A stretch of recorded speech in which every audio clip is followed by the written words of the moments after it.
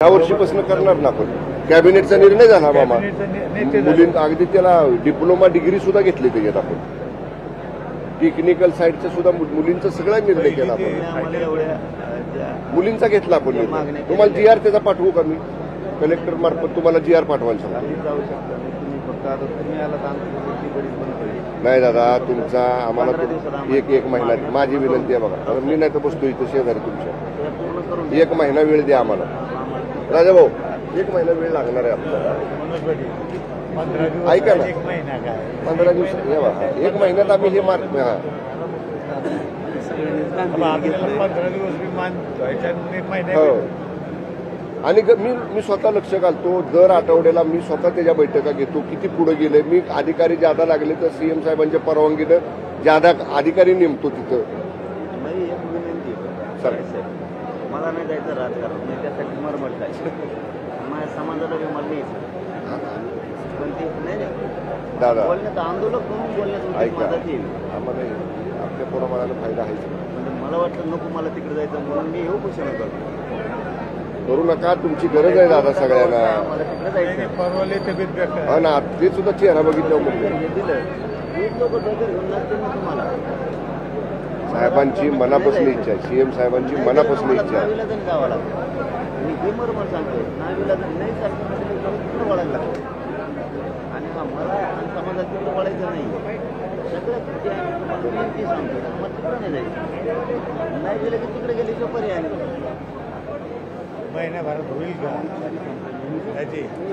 महिन्याभरात हा होईल. करू प्रयत्न आपण लवकर. म्हणजे महिन्यापर्यंत 100%.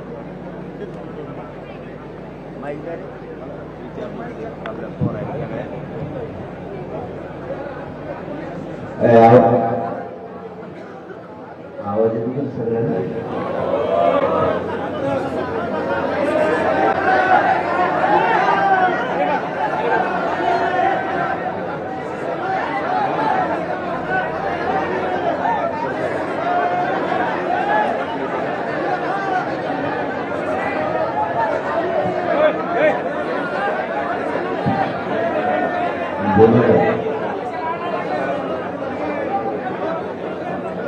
अरे मग आवाज नाही समजा आवाज येईल तुम्हाला.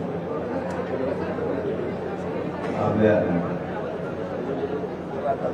शंभूराजे देसाई साहेब आले तर सरकारच्या वतीने मामा पण आहेत, रावसाहेब पण आहेत, राणासाहेब आहेत. नायकाला दिलं आणि त्या भाषण सरकारच्या वतीनं शिष्टमंडळ आले. आपल्या ज्या सगळ्या मागण्या सगळे सोयींची अंमलबजावणी ती तातडीनं करा म्हणून आपण उपोषण सुरू केलं. राजे साहेब तुम्हाला बोलताना एक सांगायचं राहिलं. सगळे सोयीची जी व्याख्या आहे ती आम्ही दिलेल्या व्याख्येप्रमाणे सगळे सोयीची व्याख्या असली पाहिजे. आणि ही त्यावेळेस